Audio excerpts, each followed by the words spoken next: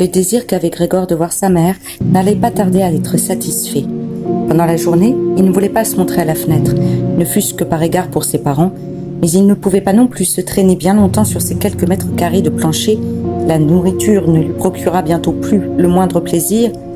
Aussi prit-il l'habitude, pour se distraire, d'évoluer en tous sens sur les murs et le plafond. Il aimait particulièrement rester suspendu au plafond. C'était tout autre chose que d'être allongé sur le sol. Une oscillation légère parcourait le corps, et dans l'état de distraction presque heureuse où il se trouvait là-haut, il pouvait arriver que Grégor, à sa grande surprise, se lâche et atterrisse en claquant sur le plancher.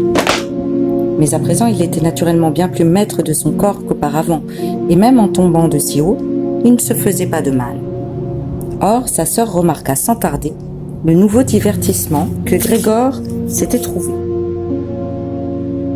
D'ailleurs, sa réputation laissait ça et là des traces de colle, et elle se mit en tête de faciliter largement ses évolutions et d'enlever les meubles qui les gênaient, donc surtout la commode et le bureau.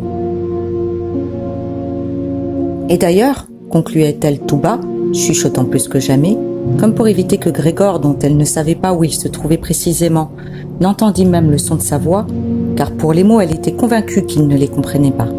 Et d'ailleurs, en enlevant ces meubles, est-ce que nous ne sommes pas en train de montrer que nous abandonnons tout espoir qu'il aille mieux et de le laisser cruellement seul avec lui-même ?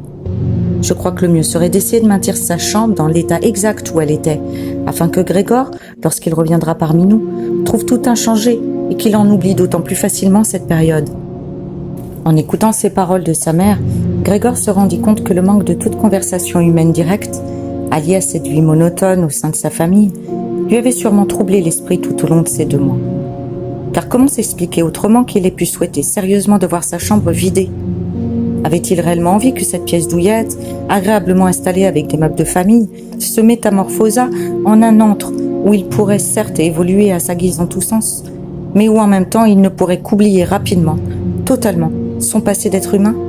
Car enfin il était déjà à 2 doigts de l'oubli, et il avait fallu la voix de sa mère, qu'il n'avait pas entendue depuis longtemps, pour le secouer. Il ne fallait rien enlever, tout devait rester.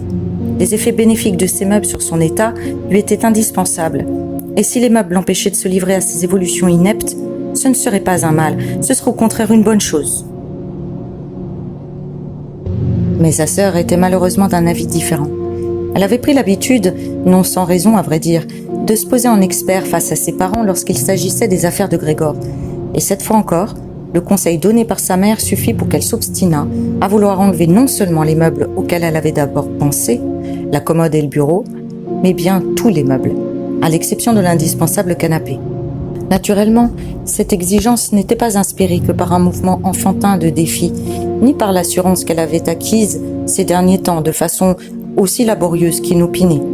De fait, elle avait aussi observé que Grégor avait besoin de beaucoup d'espace pour évoluer, mais qu'en revanche, pour ce qu'on voyait, il n'utilisait pas du tout les meubles.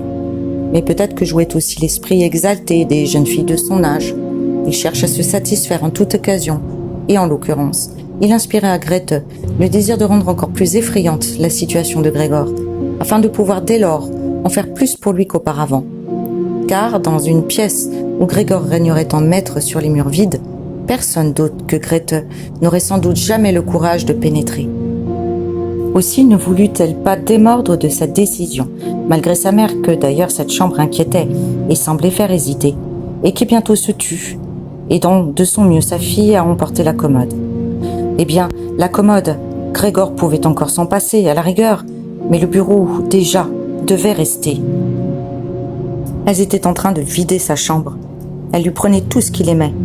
Déjà, la commode contenant la scie à découper et ses autres outils avait été emportée.